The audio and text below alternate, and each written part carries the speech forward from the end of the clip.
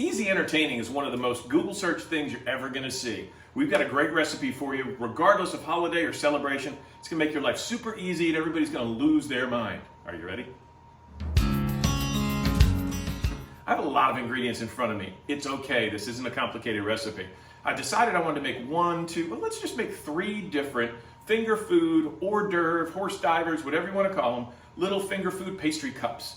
And I'm like, man, I've got this one I like to do with apples and brie. Well, you know what? If I'm gonna use brie, maybe I could do one with Stilton. So I've got these 2 cool cheeses sitting out here warming up a little bit. They're both soft, perfect for this. Well, if I'm gonna do 2 that are a little bit cheesy and savory, then what am I gonna do to finish? Well, it looks like we've got some s'mores ingredients here. So yeah, we're gonna keep everybody happy with these 3. So I'm gonna start moving some stuff around and start doing the vegetable and fruit prep. Okay, so 2 quick things before we start. If you're working with apples and carrots and they're gonna sit for a minute, you wanna go ahead and get a bowl of cold water together because they brown pretty quick. We're gonna make this little apple compote kind of mixture, and it's super easy to do yourself, so don't buy any of that jarred stuff because they're gonna load you up with sugar. And when you're going in with the cheese, you wanna maybe add a little bit of honey. You don't necessarily want a lot of sugar. The other thing I wanted to mention is our near 13-year-old Great Pyrenees is right behind the camera. He's hanging out with me today. We're having a lot of fun. It's a gorgeous day outside. So if you hear him making some noises in the background, it's because he's jealous I'm not throwing anything on the floor. So let's go ahead and peel our apples. So I'm just using a nice Honeycrisp apple here. As I've told you a million times, I love this peeler because it just keeps your fingers and knuckles protected. Don't know why, it's just my favorite. So what I'm gonna do is peel these, drop them into the cold water, and then pull them out when I'm ready to dice. The carrot I'm gonna peel, and I'm actually gonna use a box grater because carrot is a very dense vegetable. As you know, it's a root vegetable, and we wanna make sure that they get nice and soft. The apples are gonna break down a lot faster, so a small kind of shaved carrot is gonna do a much better job than having something that's minced or diced. All right, in an effort to save time, I'm gonna do something a little bit different. So this box grater has a silicone bottom, so I can put it in my nonstick pan. I've got 2 tablespoons of butter over here. I'm gonna grate this directly into the pan and then immediately move it over to the heat. The reason is when they're this fine, I don't wanna put them in the water, they're gonna get waterlogged. The apples will hold some water, but they're already full of their own moisture. So we're just gonna go ahead and grate this 1 carrot all the way down. I'm gonna spin around and put this immediately on a medium heat. Just your everyday average shredded carrot. I just wanted to see the size so you know which one to match up with. So the oven just chimed off that it's up to temperature, 400 degrees, preheat while you're doing all your prep work. I have a lot of ingredients here that are gonna go into different stuff, so I wanna focus on what's going in next. So the carrots are on there on a medium with the butter. We're gonna start to saute those down. The apples are sitting here in water. I'm also gonna use not only the zest of the orange, but I'm also gonna use the juice over in the pan, so I don't wanna lose sight of that. I have my pastry dough out as well. You don't wanna leave that frozen until right before you use it because it's gonna be impossible to work with. Put it in the refrigerator overnight, take it out an hour before you get started. So when I'm cutting the apples, I'm making slices that are about a ½ inch thick. So kind of like when I do potatoes, I'm gonna cut them into slices, then I'm gonna cut them into sticks, then I'm gonna cut them into dices. So I'm gonna do the same thing. When you get to the core, just cut straight through it. And I'll show you why. So when you have your core like this, you can just go right down either side of it to take that out, a whole lot easier than trying to gouge it out with a spoon or do any of that kind of stuff. So once you have your planks, then you wanna go ahead and cut them down into ½ inch sticks. And then from there, I'll just take this one off to the side. You're gonna again cut them into ½ inch now cubes. So pretty straightforward. ½ inch slices, ½ inch sticks, ½ inch dices or cubes. Cool? Put them immediately into the water as soon as you have the dice, and then go back to the next apple and the next slice and so on. Okay, once all your dices are done, they're sitting in water, you're gonna go ahead, dump it into a colander quickly, move it back so a little bit of the water stays in the bottom. We're gonna need that later. So in the meanwhile, look through it real quick, make sure all your apple pieces look good, there's no pieces of core, there's nothing that has a little bit of the skin on it, and then we're gonna pop these into the pan, stir it, and let them simmer while we work on our mushrooms. Okay, certain shortcuts I like and certain ones I don't. When you're buying mushrooms, I almost always buy them whole because I feel like I have more control. But if you buy them pre-sliced, anything that looks a little brown or off is removed before it's packaged. So if you're buying 8 ounces of mushrooms, you're getting 8 ounces of usable mushroom. You're not stemming and doing all that other stuff. So some of them will look like this, some of them will look like this. Whatever it is, we're gonna go ahead, just like with the other, we're gonna get them into a dice, get them back into this bowl, and then I have a pan waiting behind me that we're gonna go ahead and saute them up as well. So I'm gonna keep dicing some mushrooms here. You're gonna keep getting hungry, and pretty soon, we're both gonna be happy. So because I'm making 3 different ones and I've got 2 tins, basically 24, I'm gonna make 8 of this individual mushroom and cheese finger food. So I've got about 1.5 cups worth of mushrooms. Mushrooms will shrink. They also absorb whatever you cook them in. So I'm going to use olive oil because that Stilton cheese is a little bit salty. So I don't want to put in a butter, salted butter otherwise, that's going to affect it too much. I want to be able to adjust for it. And as you can tell, I've made old man hungry because he got up. And I'll tell you what, normally he would not be in the room with me, but because he's almost 13, if you know anything about Pyrenees, that is not normal. So I'm cherishing every minute with him. I hope you guys are cool with that. I'm gonna get the mushrooms in the pan, get them sauteing, and I'll catch you up on everything else. So while those are on the stove simmering, I'm gonna do a couple of things. First thing I'm gonna do is I'm gonna zest and juice this orange into a bowl. Then I'm gonna cut up the scallions, green onions, so I have them ready for the finish. But this is gonna go in with the apples and carrots. So the orange juice is gonna be one of the sweetening factors. And then this honey from Italy, we smuggled it, is gonna go in there as well because there's also gonna be prosciutto at the end. So it's gonna be a very Italian umami flavor. All right, so I'm gonna go ahead and start zesting. Always zest before you juice. You need the structure of the inside so that you can get the zest off easily. If you've already juiced it, you're obviously gonna have an issue. Take off the stickers.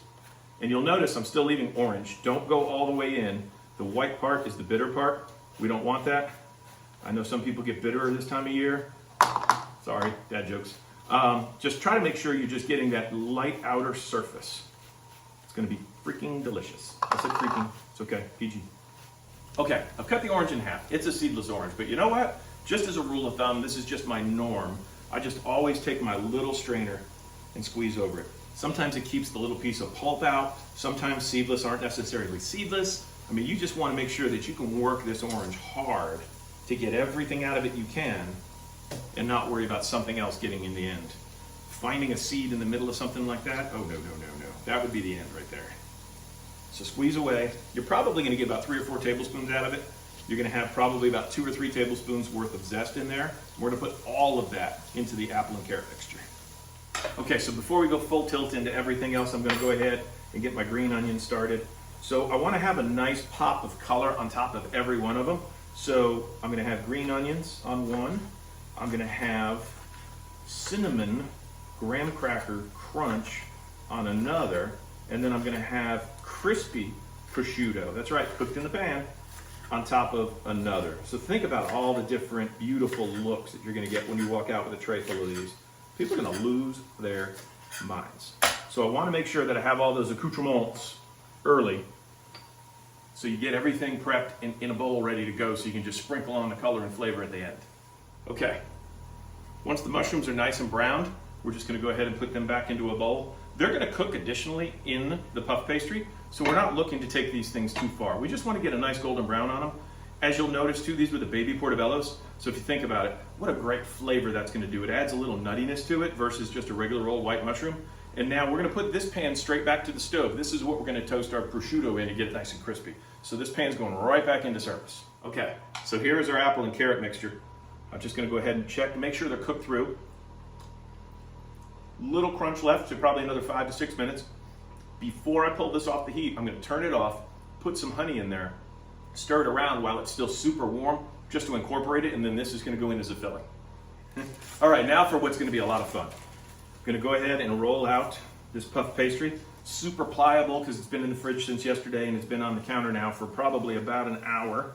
You wanna nicely just sort of flatten it out, make sure that you're not gonna be cutting a wrinkle that's gonna cause an odd look. And then what I like to do, I know it seems crazy, is I like to go a little bit wider since it's slightly rectangular because I need to make sure my first cut's gonna be right down the middle. So I'm using a very sharp paring knife. You just put your fingers on opposite sides of where you wanna run and just pull with the knife. You're gonna get little wrinkles along the way, that's totally cool. If you press too hard on the dough, you can pinch it back. But now I'm gonna go ahead and do this. So each one of these puff pastries is gonna make 12 cups. So 2 come to a box, hey, guess what? You've got the 24 you're looking for. You wanna go longer, go bigger, whatever. Adjust accordingly. If you wanna use a larger, like a giant muffin tin, feel free. This is the one where it's a little trickier because now I'm trying to find my thirds. So what I usually do is I just dent it a little bit and then try to figure out where I'm at. You can get a ruler. And just work your way through, pinch each one as you go. Super easy. I leave the paper underneath it so it doesn't stick to the counter. It's also kind of giving me a little layer between the knife and the counter. I don't have a cutting board to really do this on this size unless it's my big wood one. It's a lot to haul out for that. But when you pick them up, they should just come off and separate. So I'm gonna grab my muffin tins, I'm gonna spray them out, I'm gonna cut the other one, and we're gonna put this stuff together and start getting ready for the oven. So if you go back to check your apples and carrots and notice that the moisture is nearly gone, that little bit of water that had the apple soaking in it, you would add it so that there's just enough layer of moisture on the bottom that when we add the honey, it gets into all of the good bits. I'm not one for artificial flavors, colors, sprays, and things, but when you're working in muffin tins, I don't want to go in there and lop in a bunch of butter. I literally want to just spray enough to keep it from sticking, and that is it. If I put a bunch of butter in there, I'm going to have a very greasy, soggy puff pastry. So we just spray them lightly, and then we're going to put these nice little squares in. So if you look, I've started laying some of these in here. They are not identical, and that's on purpose. First off, I'm a human. I can't make them all identical, but at the same time, if I'm hanging out with some friends or family and I've made these for you, I want you to see the love that went into them. So the ones that you buy in a grocery store are going to be a perfect, identical, symmetrical, and everything else.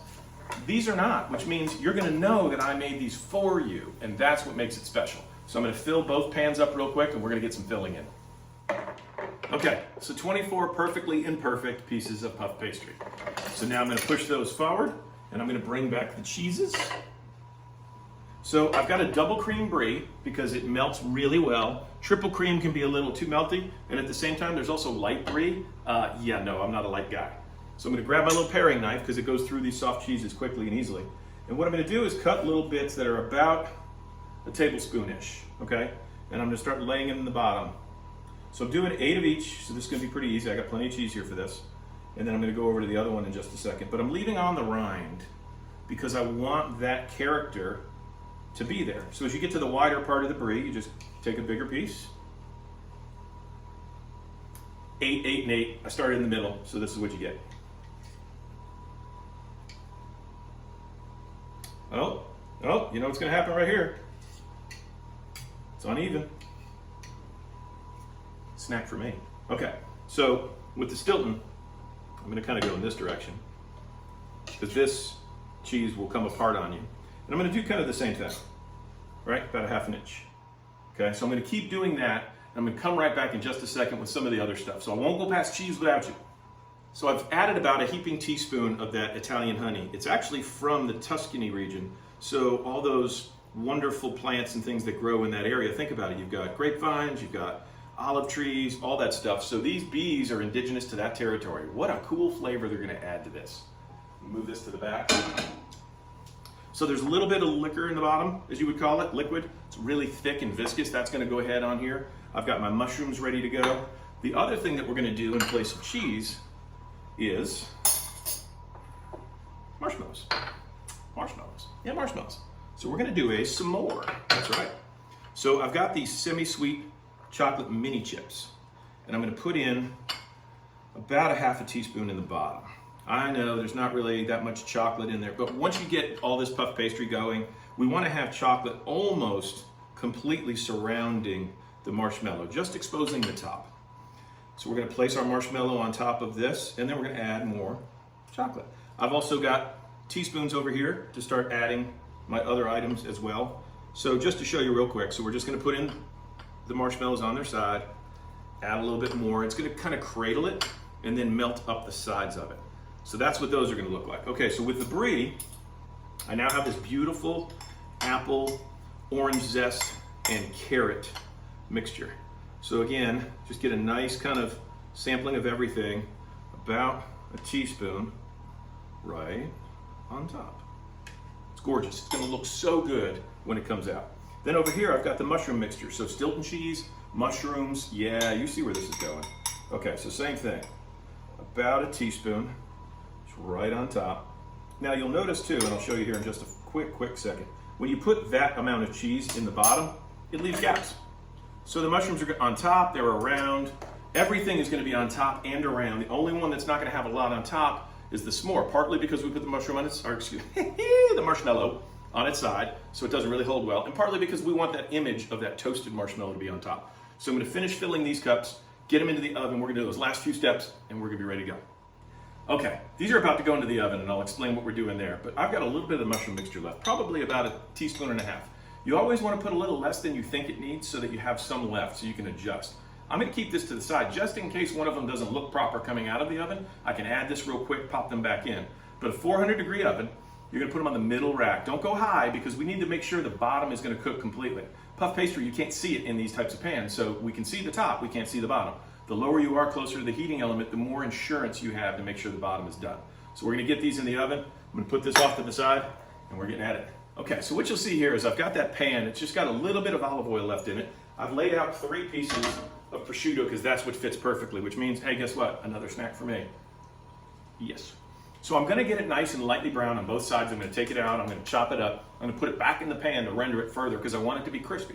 I'm gonna put it in the oven with about 2 minutes left on top of that 1 cup because I want it to get even crispier in there. If I put it in too early, all of the moisture from that apple mixture is gonna actually steam it and it's gonna make it chewy. We want that crunchy pop to go on top of that gooey cheese and those wonderful apples, carrots, and orange zest. So while I wait for that timer, 9 minutes, because we're again gonna go to about 11 to 13, I wanna add the prosciutto. I wanna check them. 9 gives me a nice barometer. I'm also going to get the topping for the s'more. So of course it's graham cracker. But you know what? Why wouldn't it be cinnamon sugar graham crackers? I mean, let's just do it, right? So pretty easy way to do this. I could get out my little meat mallet, but come on, take your frustrations out on something however you want. The trick is to make sure you do it in a Ziploc bag so you don't have to clean up crumbs. Look at all that puffy goodness. Marshmallows puffed up. Puff pastry doing its job. Everybody's happy. Okay, so the prosciutto has shrunk quite a bit. You can see it's got a nice browning on both sides. I left my tongs over there. Don't try this at home. Turn it off, put these over here, stack them up, and we're just gonna run through them with a sharp knife. And you're gonna know, is there a lot of crunch or is there a lot of give? Crunch is good, give means more cooking. So it's just, you want a lot of crunch. This one that's fighting me, that's crunch, I like it. So we're just gonna, again, like we do everything else, we're gonna cut them into strips, then we're gonna dice. The timer's going off. I'm not gonna put these on the stove yet because I wanna look and make sure we're in good shape first. Once these are on the stove, I have to watch them. Okay, I got a little secret for you. The marshmallows are huge. You're gonna love them. So I'm gonna get this back in the pan. I'm gonna do it on a low heat and I'm gonna stay on top of it, okay? The oven is set for another 2-minute check and we'll be right back there. So much to my chagrin, I put the ones that get the prosciutto in both pans. So it does give you a quick look though. Look at the marshmallow, look at the toasting on there. Is that not s'more? Oh my gosh. So now I'm just gonna quickly get about a half to 3/4 of a teaspoon on here. And again, I can always add more. If I run out, somebody's not gonna be happy. And then pop these back in the oven for 2 more minutes. Last tip before they come out. If you wanted to do these in advance, pop them in the freezer, put them in the refrigerator for a few days, feel free. Take them out when they're just a little bit underdone. And this way you could just put them in a regular sheet pan back in the oven, ready to go, about 4 or 5 minutes when you're ready to prepare and serve everybody. Right now, these things are gonna get eaten, so I'm not worried about that. But keep them a little light if you wanna prep in advance. Otherwise, just get them to that nice golden brown and pull them out. Look at these beauties out here ready to go, huh? Oh my gosh. The smell, the golden, all the goodness. Look at that. Now the marshmallows are gonna start to sink back down, which is exactly what you want because now they become a perfect vehicle for toppings. So in this case, since they're still hot and only a couple of morsels stayed on top, I'm just gonna drop a few more on there because I wanna make sure we got chocolate every which way, all right? Then I'm gonna go ahead and put the crumb top on. Hurry up and do this. You're probably like, please hurry, I wanna see this. I talk funny, it's okay. So I'll pull this around. I don't wanna get any graham crumb on anything else, so just move it over here. Crumb, crumb. Okay, I'm gonna move on to the next one just so you can see everything in its nice completed format. All right, a little green onion over here. The prosciutto was the topping for the other one, so now it's extra crispy and gorgeous. Always keep a little bit extra around, just in case somebody needs a little extra help. All right, so I'm just gonna finish topping these, show you what they look like on a plate, and we're gonna eat, well, one of us. All right, guys, what do you think? What do you think? Look at the browning. Perfection. Super excited about this. So this is the season of viewer's choice. I posted a picture of doing some little finger foods for a food and wine pairing. We were doing all Spanish and Argentinian wines, and I was like, man, I want to make something fun. So I did the brie and apple, but I used Serrano ham instead of prosciutto because I wanted something that was Spanish. You can mix and match with all kinds of stuff. I did some with fig and caramelized apple. Huh, super good. So have fun with it. If this becomes too hard and too much work, you did it wrong, because this is a really easy way to go. And I promise you, I will have fun seeing all your posts. So don't forget to like, comment, and subscribe. When you make them, tag @BeardedHomeCook. I want to see your stuff. We've got the holidays coming up, but you could do these on a Tuesday in February for all I care. They're super fun, super easy, office parties, whatever.